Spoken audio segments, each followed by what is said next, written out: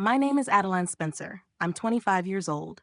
And last month, my grandmother gave me a sealed envelope that shattered everything I thought I knew about my family. As far back as I can remember, my parents described me as adopted in spirit. That was their explanation for why my brother had birthday parties while I had chores, why he received a car while I received silence, why he was praised while I faded into the background. I accepted that explanation for 25 years. I believed I didn't truly belong to them. Then, on my birthday, which my family conveniently repurposed as my brother's MBA graduation party, my grandmother pulled me aside, placed the envelope in my hands, and whispered, "Don't open this at home." I sat in my car for an hour. When I finally read the first line, I whispered, "That can't be true." Before I explain what was inside, take a moment to like and subscribe if this story connects with you. Share your location and local time in the comments. I'd love to know where you're listening from. Now let me take you back to where it started, to the first time my father looked at me and said, I wasn't really his. I grew up in a colonial-style house in suburban Connecticut. 4 bedrooms, white shutters, a wraparound porch that looked straight out of a magazine. My grandmother, Eleanor, bought it for my parents as a wedding gift. It was the kind of home that suggested old money, even if we didn't actually have much. There's a family portrait hanging in the living room. I'm technically in it, but if you look closely, I'm standing at the edge of the frame, half a step behind everyone else, like an afterthought the photographer nearly excluded. The first time I heard the phrase adopted in spirit, I was 8 years old. It was a Tuesday. I remember because my birthday had been the Saturday before, though we hadn't celebrated it. My brother Derek had a soccer tournament, and Dad said his game was a team obligation. My birthday, he said, was just a day. Mom promised we'd celebrate the following week. That week never came. So that Tuesday, sitting at the dinner table, I asked a simple question. Why does Derek get the bigger bedroom? Dad didn't even look up from his steak. Because Derek is different, Adeline. You're not like us. Not really. You're adopted in spirit. We chose to keep you. But that doesn't mean you're entitled to the same things as your brother. I was 8. I didn't understand what adopted in spirit meant. I only knew it made my chest ache. Mom reached over and patted my hand. Your father loves you in his own way, sweetheart. I later learned that his way meant silence. It meant chores. It meant being invisible in plain sight. And for the next 17 years, I believed I wasn't truly theirs. Here's what adopted in spirit looked like in practice. Derek's 16th birthday. Dad bought him a cherry red Jeep Wrangler. They hosted a backyard party for 50 people, complete with a DJ and a 3-tier cake from the upscale bakery downtown. My 16th birthday. A family dinner at home. A Costco sheet cake with my name misspelled because Mom was in a hurry. Dad forgot he had a work dinner and didn't make it back in time. I blew out the candles alone while Mom scrolled on her phone. When Derek left for college, both my parents flew out to help him move into his dorm. They rented a U-Haul, took 3 days off work, and cried at the airport. When I left for college, a school I attended on scholarship because they refused to pay, Mom handed me a bus ticket and said, "You can handle it, right? Derek needs the car this weekend." I handled it. For Derek's high school graduation, Dad gave him a Rolex, not a cheap one, the gold band kind that catches the light. For my son, Dad said proudly, the next generation's leader. For my graduation, I received a $50 Amazon gift card. No speech, no expression of pride, just a generic card Mom clearly bought at the last minute. But there was one person who never forgot me, Grandma Eleanor. Every year, on my actual birthday, a card arrived in the mail. Always lavender paper. Always the same looping handwriting. Always the same message. Remember who you are, my darling. The truth always comes out. I didn't understand what she meant at the time. Adopted in spirit wasn't just a label. It was a system. When tuition bills arrived, Dad shook his head. Real family comes first, Adeline. We have to prioritize Derek's education. So I worked 2 jobs through college, waitressing at a diner and tutoring math on weekends while carrying a full course load. I graduated with $47,000 in student loans and a degree in accounting. Derek graduated debt-free with a car, an apartment deposit, and a trip to Europe as a graduation gift. When chores needed doing, guess who did them? You have to earn your place, Mom would say, handing me a mop while Derek played video games. I scrubbed toilets. I washed dishes. I learned that my value in that house was measured in labor, not love. When family decisions were made, vacations, holidays, even dinner plans, I was excluded. This is between blood relatives, Dad would say, as if the blood in my veins was somehow different. I moved out at 22, right after graduation, and found a studio apartment in Hartford for $1,000 a month. It wasn't much, but it was mine. A place where no one told me I didn't belong. One day, our old neighbor, Mrs. Patterson, mentioned something casually. Your grandmother was so generous to buy that house for your parents. Not many mothers-in-law would do that. I later asked Mom about it. She waved her hand dismissively. That's ancient history, Adeline. The house is ours now. But something in her tone felt off. A flicker of something, nervousness, maybe guilt. I stored it away as another puzzle piece I didn't yet know how to place. Fast forward to last month. I was 25, working as a staff accountant at a mid-sized logistics company, earning $52,000 a year. Nothing flashy, but it was honest work, and it was mine. I was at my desk reviewing quarterly reports when my phone buzzed. A text from Mom, family celebration this Saturday. Derek's MBA graduation, don't be late. No mention of my birthday. Of course, I started typing a polite excuse when my phone rang. A Connecticut number I recognized instantly. Grandma. Adeline, my darling. Her voice was thinner than I remembered, but still warm, still hers. I need you to come home this Saturday. I told her I wasn't planning to. I know, she said, but I have something important to give you. She paused, breathing slow and deliberate. It's been 25 years in the making. My stomach tightened. What do you mean? I set something aside for you the day you were born, she said quietly. When I saw the way your father looked at you, like disappointment before you even opened your eyes, I knew I had to protect you. I didn't know how to respond. The words hung heavy. Come home Saturday, she said. I'll explain everything. That night, I booked a flight to Connecticut. I told myself it was just a visit, just a dinner for Grandma's sake. But deep down, I knew something was about to change. Saturday arrived quickly. I pulled into the driveway at noon, my rental car looking modest next to Derek's BMW X5, the one Dad bought him last year for being such a hard worker. The house looked the same, white shutters, manicured lawn, suburban perfection hiding dysfunction. But something stood out. A massive banner stretched across the porch. Congratulations, Derek, MBA class of 2026. No mention of my birthday, not even an afterthought. Inside, the house was chaotic. Caterers setting tables, florists arranging centerpieces. The air smelled of expensive perfume and fresh flowers. Lilies, Derek's favorite. Mom spotted me in the foyer. Good, you're here, she said, handing me a paper. Here's the list. Tables in the backyard need setting. Bathrooms need cleaning. And the caterers need direction. They keep putting things in the wrong spots. I asked where Derek was. In his room, resting before the party, she replied, as if it were obvious. I looked at the list. It was long. Guests arriving at 4, 40 people. Family, friends, your father's colleagues. She was already walking away. Make sure everything's perfect, Adeline. I stood there holding the list, that familiar weight of invisibility settling in. Then I saw it. On the hallway table, half hidden under mail, a lavender envelope with my name in Grandma's handwriting. A birthday card. It had been opened, read, and tossed aside like junk. They hadn't even bothered to give it to me. By 4 o'clock, the backyard looked like a celebration fit for royalty, Derek's royalty. White tents, twinkling lights, a champagne tower catching the afternoon sun.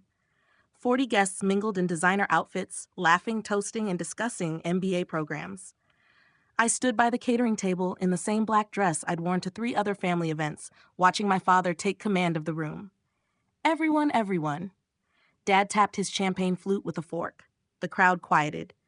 I'd like to make a toast to my son, Derek. My legacy, my pride. Glasses were raised. Dad's voice grew fuller with emotion. From the moment Derek was born, I knew he was meant for great things. He's everything I ever hoped for in a son. Intelligent, motivated, ambitious. And now, with his MBA, he's ready to take on the world. Applause followed. Cheers echoed. Derek stood beside Dad, smiling broadly, dressed in a new Ralph Lauren suit that likely cost more than my monthly rent. Not a single word about me. No acknowledgement that it was also my birthday. I tried to fade into the background, but my Aunt Linda noticed. "Adeline, isn't today your birthday too?" she asked, loud enough for others to hear. Dad laughed briefly, dismissively. "Oh, we don't really count that. She's different." The words landed hard. Aunt Linda's smile faltered. She leaned toward Uncle Robert and whispered something. I caught the phrase, "Poor girl, spiritually adopted," whatever that means. Across the yard, Grandma Eleanor sat alone in a wicker chair, silver hair lit by the sun, her eyes observing everything. When our eyes met, she gave me a small nod. "Just wait," it seemed to say. Dad wasn't finished. He tapped his glass again, drawing silence for what he clearly viewed as an important announcement. "Now I'd like to share some exciting news about our family's future." He placed an arm around Derek's shoulders. "As many of you know, Eleanor, my wonderful mother-in-law, owns this beautiful home. When she eventually passes, God bless her, we plan to sell the property and use the proceeds to fund Derek's first business venture." Derek nodded as if this were already settled. Some guests murmured approval. Something inside me cracked. "Excuse me," I said, my voice quieter than I intended. "What about me?" Dad didn't look at me. "You're an adult, Adeline. You've always been independent. Besides," he paused, choosing his words, "you're not technically family in the traditional sense." The silence that followed was heavy. Aunt Linda looked stunned. Uncle Robert stared at his shoes. A few guests exchanged uneasy glances. I stood there without champagne. They'd apparently run out before reaching me, feeling the full weight of 25 years pressed down all at once. Then I heard the tap of a cane against the patio stones. Grandma Eleanor rose from her chair with slow, deliberate movement, as if she had been waiting for this exact moment. She crossed the yard, guests parting instinctively, until she stood directly in front of my father. Her voice was calm, controlled. "Richard," she said, his name sounding like a judgment, "I believe you've forgotten whose house you're standing in." The color drained from Dad's face. Grandma turned to me, her expression both gentle and resolute. "Adeline, my darling, come with me." She linked her arm through mine, her grip surprisingly firm for an 82-year-old woman, and led me away from the crowd. We stopped near the rose bushes at the edge of the property, far enough that no one could hear. She faced me, eyes shining. "Happy 25th birthday, my darling." Before I could reply, she reached into her cardigan pocket and pulled out an envelope. It was cream-colored, thick, sealed with red wax. The emblem pressed into it showed a pair of balance scales with the letters C and A beneath them. "Grandma, what is this?" "Your future," she said, pressing it into my hands. "But you can't open it here. Go to your car, read it alone, and then decide what you want to do." Dad's voice cut through the garden. "Mother, what is this? What are you doing?" "Family matters should be discussed." "This is between me and my granddaughter," Grandma replied evenly. "You've had 25 years to address family matters with her, Richard. You chose not to." Dad's jaw tightened, but he said nothing. He wouldn't challenge Eleanor, not here, not in front of witnesses. I looked down at the envelope. Cole and Associates. The law firm's name was familiar. Grandma had mentioned them years ago when talking about organizing her affairs. "Go, Adeline," she said softly, squeezing my hand. "I'll handle things here." I walked to my car in a daze. The sounds of the party faded behind me. The envelope felt heavier than paper should. I sat in the driver's seat for an hour, staring at it. I knew whatever was inside would change everything. By the time I finally broke the seal, the sun was setting. My hands shook as the wax cracked and I pulled out the contents. 3 documents, each more official than the last. The first was a birth certificate, not a copy, but the original, with the raised seal of the state of Connecticut and signatures slightly faded with age. The second was a thick legal document, at least 15 pages, titled Irrevocable Living Trust, dated 1999, the year I was born. The third was a handwritten letter on lavender paper, Grandma's stationery, her familiar looping script. I started with the letter. "My dearest Adeline," it began, "you are not adopted in spirit. You never were. Your father lied to justify his inability to love a daughter." I read the line 3 times, then again. A sound escaped me, somewhere between a laugh and a sob, not because it was funny, but because I had spent 25 years believing a lie that was barely constructed. I grabbed the birth certificate and scanned it quickly. Mother, Margaret Louise Spencer, née Mitchell. Father, Richard James Spencer. Child, Adeline Marie Spencer. No adoption records, no amendments, no footnotes. I was their biological daughter. I always had been. And they had lied anyway. The letter continued. I watched your father treat you like a second-class citizen from the day you were born. I couldn't change him, but I could protect you. This trust was my way of ensuring you'd have something of your own, regardless of what they said or did. My hands still trembled, but not from fear now. I turned to the trust document. It was dense with legal language, but the key details were clear. Irrevocable living trust, established March 15, 1999, 3 days after my birth. Grantor, Eleanor Ann Mitchell. Sole beneficiary, Adeline Marie Spencer. Assets, 1 residential property at 47 Maple Grove Lane, Greenwich, Connecticut. Estimated value, $1.2 million. Financial assets, savings account at First National Bank. Approximate balance, $340,000. Condition, beneficiary assumes full control upon reaching age 25. I read the property section 3 times. The house. The house my parents had lived in for 30 years.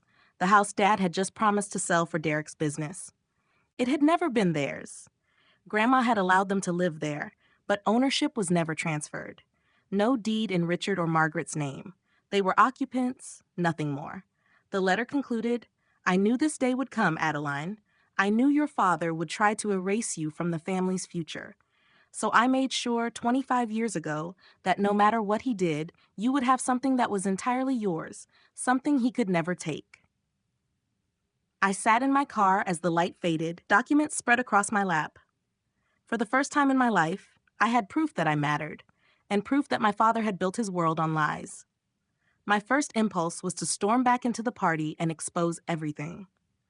I imagined the shock, the chaos, his carefully crafted image collapsing in front of 40 guests. It would have been satisfying, but it would also have been his kind of moment, drama he could later dismiss as me being emotional. I wanted something different. I pulled out my phone and dialed the number on the trust letterhead. Cole and Associates, how may I direct your call? I need to speak with Martin Cole. My name is Adeline Spencer. I believe he's expecting me. A pause. 1 moment, Miss Spencer. 30 seconds later, a warm voice came on the line. Adeline, your grandmother said you'd be calling. Mr. Cole, I need to know, is this real? Is the trust enforceable? Completely, he said. Your grandmother was thorough, Thad. The trust has been properly maintained for 25 years. As of today, your birthday, you have full authority over all assets, including the property. My heart raced. My parents don't know, do they? They know Eleanor set something aside for you. They assumed it was minor. They have no idea about the house.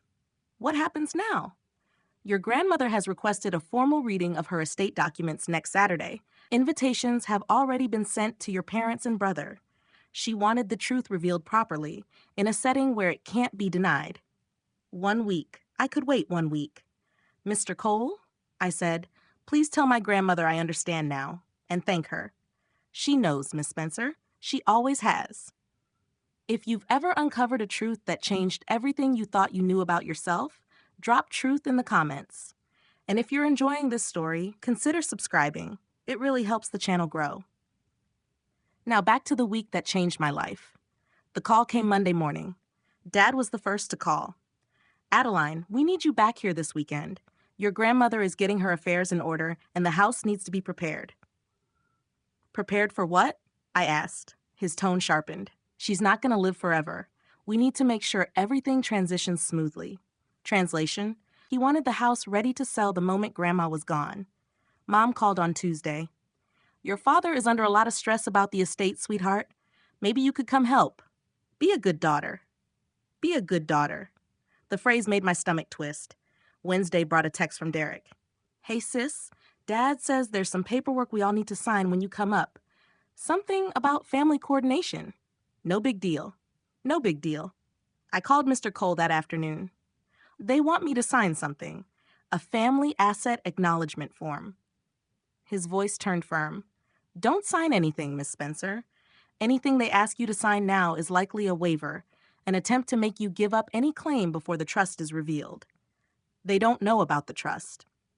No, he said, but they know your grandmother cares about you, and they're worried she left you something. This is preventive damage control. Dad's email arrived Thursday. The attachment was titled Spencer Family Asset Acknowledgement Form. I opened it to see what it said. The document was straightforward. By signing, I would confirm I had no legal claim to any assets of the Spencer or Mitchell estates. They were trying to erase me before I could respond. Unfortunately for them, I already had everything. Friday night, there was a knock on my apartment door. Mom stood in the hallway holding a bouquet of flowers. Chrysanthemums, my least favorite, but Derek's preferred choice. "Can I come in, honey?" Against my better judgment, I stepped aside. She sat on my secondhand couch, her designer handbag looking out of place in my small studio. "Adeline, I know your father can be difficult, but he means well. He just doesn't know how to show affection to a daughter." Difficult was one word for it. "He loves you in his own way," she said, reaching for my hand. "And I know the situation with your grandmother's estate is complicated, but signing that form would make things easier for everyone. It would keep the peace." Keep the peace, as if peace hadn't been maintained at my expense for 25 years. "Mom, do you even know what Grandma put in her estate?" "It doesn't matter," she replied. "What matters is that we're a family, and families don't fight over money." She squeezed my hand. "Besides, your grandmother is old. Her memory isn't what it used to be. If she said something unusual to you at the party, elderly people can get confused." I felt myself hesitate. Maybe Grandma was confused. Maybe I was overthinking it. My phone buzzed. A text from Grandma. "They will try to make you doubt." "Don't. I've waited 25 years for this moment. So have you." I looked at my mother. Her careful makeup, her practiced concern, the flowers that weren't even meant for me. "I'm not signing anything, Mom." Her expression slipped for a brief second. Then she picked up her bag and left without another word. The night before the reading, I couldn't sleep. I lay staring at the ceiling, the trust documents spread across my nightstand like trial evidence. Every time I closed my eyes, I saw my father's face. Not angry, just dismissive. The same look he'd given me my entire life. "You're not really family, so why do you care?" Those words had followed me for years, pushing me back into silence whenever I tried to speak. But that night felt different. I got up and went to my closet, pushed past worn dresses and faded sweaters until I found it. A navy blue suit I'd bought 6 months earlier for a job interview I was too afraid to attend. The tags were still on. I'd paid for it with my own money, earned through work I'd done in a career I built without their help. I removed the tags and hung the suit on my door. Tomorrow, I wasn't walking into that room as the forgotten daughter. I wasn't asking permission to exist. I wasn't begging for a seat at a table that was never meant for me. Tomorrow, I would sit at a table I'd earned. I thought about all the years I tried to earn their love. Perfect grades, quiet compliance, believing if I tried harder, they'd finally see me. None of it worked, because the problem was never me. I fell asleep after midnight, and for the first time in weeks, I didn't dream of being invisible. I dreamed of standing in the light. Saturday morning, 9 a.m. The offices of Cole and Associates occupied the top floor of a glass building in downtown Hartford. Polished wood, leather chairs, and windows overlooking the Connecticut River. Martin Cole was exactly as I'd imagined. Silver-haired, sharp-eyed, calm in the way of someone who'd handled countless family disputes and knew how this one would end. "Miss Spencer?" he said warmly, shaking my hand. "Your grandmother speaks very highly of you." "Is she here?" I asked. "She's not well enough to attend, but she's authorized me to act on her behalf." He gestured for me to sit. "Before your family arrives, I want you to understand what's about to happen." He slid a folder across the desk. Inside was the original deed to the house from 1994. Owner, Eleanor Ann Mitchell. There was no transfer deed, no bill of sale, no record of ownership ever changing. "Your parents have lived in that house for 30 years, Martin said, but they've never owned it. Your grandmother allowed them to stay, but she deliberately kept the title. She never trusted your father to do right by you." I stared at the page, and they don't know. They believe Eleanor gave them the house verbally as a wedding gift, but without a deed, a verbal agreement means nothing. He folded his hands. Legally, they're tenants without a lease. The room felt smaller. "You don't need to say anything dramatic today," Martin added. "The documents will speak for themselves." I nodded. Then I heard the elevator ding. They had arrived. Dad entered the conference room like he owned wearing his best charcoal suit, Tom Ford if I had to guess, with a silk tie and polished shoes. Mom followed in a cream dress, pearls perfectly aligned. Derek came last, casual in khakis and a blazer, already bored. None of them acknowledged me. "Martin," Dad said, shaking his hand with practiced ease, "let's get this formality over with. We all know how Eleanor wanted things handled." Martin remained neutral. "Please, have a seat." They settled at the table, Dad at the head, Mom and Derek beside him. I sat across from them, my folder on my lap. Mom offered a thin smile. "I'm glad you're here, Adeline. Family should be together at times like this." Dad checked his watch, a Rolex, the same model he'd given Derek years earlier. The ticking filled the silence. "So," Dad said, leaning back, "what are we looking at? The house, the savings, standard distribution, I assume." Derek glanced at his phone. "If we sell this quarter, I could put the down payment on the new office space." "Let's not get ahead of ourselves," Dad said, smiling. He thought this was settled. I looked at Martin. He looked at me. The truth was about to surface. "Mr. Cole," I said quietly, "I think we should begin." He nodded. "Very well. Let's proceed with the reading of Eleanor Mitchell's estate documents." Martin opened his folder. The estate consists of the following assets: one residential property at 47 Maple Grove Lane, Greenwich, Connecticut, appraised at approximately $1.2 million. Two, a savings account at First National Bank with a current balance of $340,000. 3. Personal effects as listed. Dad nodded, already calculating. "However," Martin continued, his tone shifting, "these assets are not distributed through this will." The room froze. "What do you mean?" Dad asked. "If they're not in the will, then how?" "These assets were placed in an irrevocable living trust in 1999. The will acknowledges the trust and confirms its validity." Mom gripped Dad's arm. "Richard, what is he saying?" Dad's voice sharpened. "My mother-in-law would have told me about a trust." Derek looked up. "Wait, if it's a trust, who's the beneficiary?" Martin removed his glasses, cleaned them, and looked at me. "Miss Spencer, would you like to explain, or shall I?" Every eye turned toward me. Dad's face drained of color. Mom clutched her pearls. Derek stared. I thought about years of silence, of being erased. Then I opened my folder. "I'll explain," I said. "It's time." I stood slowly, the folder lighter than it should have felt. "The sole beneficiary of Grandma Eleanor's irrevocable living trust," I said, "is me, Adeline Spencer. It was established the day I was born." For a moment, no one moved. Then Dad jumped up, his chair scraping the floor. "That's impossible." "It's not," I said. Martin placed the document into the projector. The screen lit up, displaying the first page of the trust documents. The date, legal language, and then the words that changed everything. Sole beneficiary, Adeline Marie Spencer. Mom made a small choking sound. Derek dropped his phone. "This has to be a mistake." Dad's voice rose. "This is a forgery. Adeline couldn't possibly. She's not even real family." I reached back into my folder. "I have something else to show you." Martin projected the birth certificate. Mother, Margaret Louise Spencer née Mitchell. Father, Richard James Spencer. Child, Adeline Marie Spencer. No adoption, no amendments, no spiritual anything. Martin's voice was calm but firm. I verified this birth certificate with the Connecticut Department of Public Health. There is no adoption record, formal or otherwise, for Adeline Spencer. She is and has always been your biological daughter. Color drained from Dad's face. Mom turned away. And me? I stood in my Navy suit, bought with my own money, holding documents proving every lie they'd ever told me. "I'm not going to ask you why," I said quietly. "I stopped needing your approval years ago." "This is fraud." Dad slammed his hand on the table. "I don't know what you've done, Adeline, but this manipulation, it won't stand." His face was crimson, veins bulging.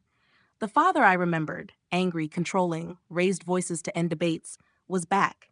"It's not manipulation, Dad. It's documentation," I said, keeping my voice even. "Notarized, witnessed, filed with the Connecticut probate court 25 years ago, before you started telling me I wasn't really yours." "Richard," Mom whispered, "please stay out of this, Margaret. You think you're clever? You think you've won something? That house belongs to this family." Dad pointed at me like a weapon. "It belongs to Grandma," I said, "and now it belongs to me." Derek finally spoke. "Wait, so the house, the money Dad promised me for my business, none of that is ours?" "None of it was ever yours to begin with," Martin clarified. "The property was never transferred. Mr. and Mrs. Spencer have occupied it at Eleanor's discretion without formal ownership. That's ridiculous, Dad sputtered. We've paid property taxes, maintained the grounds. Paying taxes doesn't transfer title, Martin said calmly. You've been tenants. Tenants without a lease agreement. The word tenants hit like a bomb. Mom's quiet, shaking sobs filled the room. Derek stared at the wall, and Dad looked at me with something I'd never seen before. Fear. Martin continued. As per the trust, Miss Spencer has full control of all assets, including the residential property. The current occupants have no formal ownership. You can't kick us out, Dad's voice cracked. We've lived there 30 years. Everything we have is in that house. Actually, sir, Martin replied, Miss Spencer has the legal right to do exactly that. The property was never transferred. You've been occupying it at Eleanor's discretion, and now Adeline's. Derek jumped to his feet, chair toppling. This is insane. Dad, do something. Call our lawyer. We can fight this. On what grounds? Martin raised an eyebrow. The trust is airtight. Eleanor Mitchell was meticulous. She anticipated challenges. Dad sagged, his clenched fists loosening. Then he turned to me. Adeline, sweetheart? I flinched. He had never called me that in 25 years. I know I wasn't the best father, he said, forcing a smile. But we're family. We can work this out together. I repeated, calm but firm. You spent 25 years telling me I wasn't family. Dad, you don't get to use that word now. Adeline, please, Mom whispered, mascara streaking her cheeks. We can fix this. No, you can't. I closed my folder. For the first time, I didn't feel guilty. I'm not going to throw you out today. You have 90 days to find a new place. That's more consideration than you ever gave me. Dad's jaw tightened. 90 days? After everything we've done for you? I almost laughed. You told me I was adopted in spirit to justify ignoring me. You made me pay for my education while Derek got everything. You scheduled my birthday as my brother's graduation party. What exactly have you done for me, Dad? He had no answer. Mom tried again. Adeline, please. I know things weren't perfect, but I'm your mother. I love you. Then why didn't you protect me? The words were sharper than intended. You stood there 25 years while he treated me like a mistake. Your love didn't come with action, Mom. And I'm done accepting words without proof.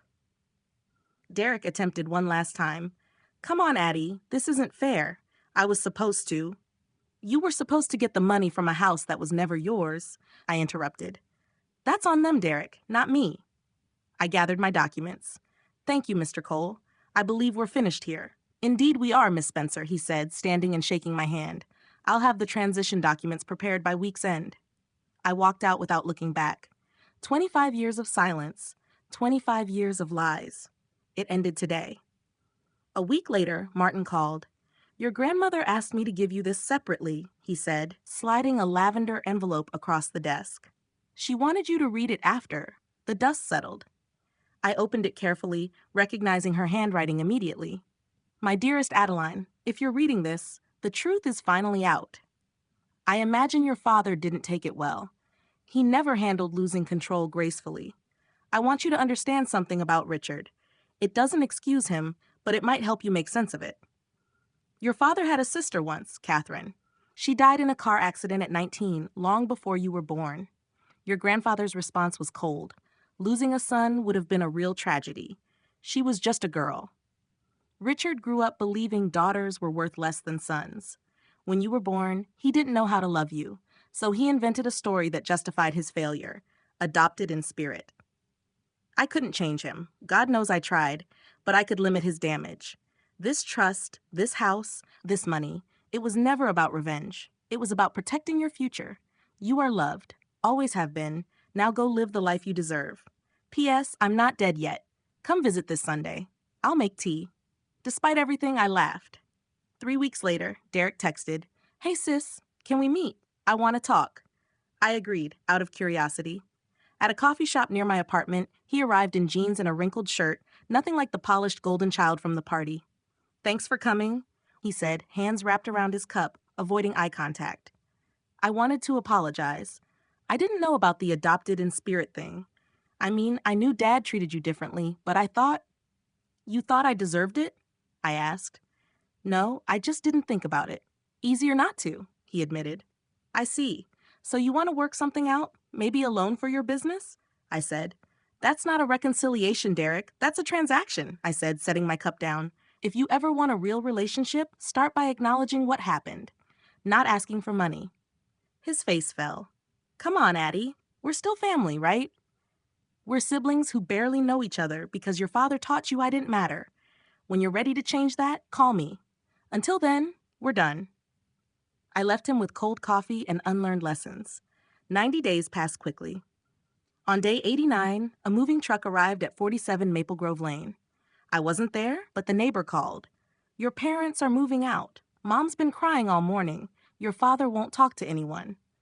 They moved into a 2-bedroom Hartford apartment. Rent $1,800 a month. Derek's business plans collapsed without the promised capital. Last I heard, he took a job as a car sales associate. Commission-based, entry-level job. The BMW was repossessed 2 months later. As for me, I kept the house. I walked through the rooms where I had once felt invisible and decided they would be mine. Fresh paint, new furniture. The old family portrait came down.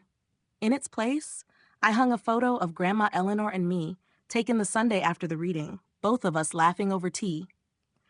I used part of the trust savings to pay off my student loans, all the debt I had accumulated while Derek had a free ride. The rest I invested carefully, applying the accounting skills I had worked so hard to learn. The house, once a symbol of everything denied to me, became my home, a real home, a place where I belonged because I chose it, not because anyone else allowed me to stay. Every morning, I passed the spot where the family portrait once hung, the one where I had always been at the edge, nearly cropped out. Now there's a new picture there, just me, standing in the center. Finally, where I belong. A year has passed since that day in Martin Cole's office. I sit in my living room, watching the sunset through the windows I used to watch as a child. The light is golden, the kind that softens everything. A lot has changed. I was promoted to senior accountant at work. Better salary, better hours, a team that values me. I've even purchased a small rental property downtown, my first investment outside of the trust. Grandma Eleanor is still with us, stubborn in the best way. Tea every Sunday has become our tradition. She tells me stories about my mother's childhood and the woman Margaret used to be before marrying Dad. I'm not sure what to do with these stories yet, but I'm holding on to them. My parents haven't called. That's fine. Derek texts occasionally, surface-level stuff. Nothing deep. I respond politely but don't engage much. The door isn't closed, just not wide open. The girl I was a year ago, the one scrubbing bathrooms at her own birthday party while her brother played video games, feels like a stranger now. Not because I've changed, but because I stopped apologizing for existing. I used to dream about my father telling me he loved me, about hearing the words that would mean I was enough. I don't dream about that anymore. I know now I was always enough. I just needed to believe it. This isn't a revenge story. I didn't destroy my family. I didn't plot their downfall or savor their suffering. I simply stopped accepting a role that was never mine and claimed what was rightfully mine. That difference matters. If you're listening and you've been the overlooked child, pushed to the margins, hear this. You don't owe loyalty to people who never gave you respect. You don't have to earn love that should have been freely given. Walking away isn't failure. It can be the bravest thing you do. Boundaries aren't walls. They're doors you control. You decide who enters and how far. The best revenge, if it can even be called that, isn't making others suffer. It's building a life so full and entirely your own that their absence becomes a footnote, not a headline. You are not what they called you. You are not the role they assigned. You are whoever you choose to be. I spent 25 years waiting for my father to see me, trying to earn a seat at his table. Now I have my own table, and there's plenty of room for people who actually want to be there. That's the only kind of family worth having. Where is everyone now? Grandma Eleanor is thriving, better than her doctors expected. She moved into assisted living near me, not because she had to, but because she wanted to. Part of the trust ensures she has the best care. We still have Sunday tea. Last week, she beat me at Scrabble again. Dad took a part-time consulting job. The rent on their apartment isn't sustainable on retirement savings alone. The man who spoke endlessly of legacy now works weekends to make ends meet. I don't feel happy about it, but I don't feel sorry either. Mom filed for divorce 6 months after the move. She sent me a handwritten letter on plain paper, not her usual monogram stationery. I'm sorry I didn't protect you. I should have been braver. I haven't responded yet, but I kept the letter. Maybe one day. Derek is figuring things out. Therapy, his idea, not anyone else's. He sent me a birthday card this year, real, with my name spelled correctly, a message that actually felt genuine. I'm thinking about how to respond. And me? I'm sitting in my house, drinking tea from Grandma Eleanor's china, writing this story for you. Mom's Mother's Day card remains unopened. Forgiveness isn't a switch. It's a door you may open someday. I'm not ready yet. That's okay.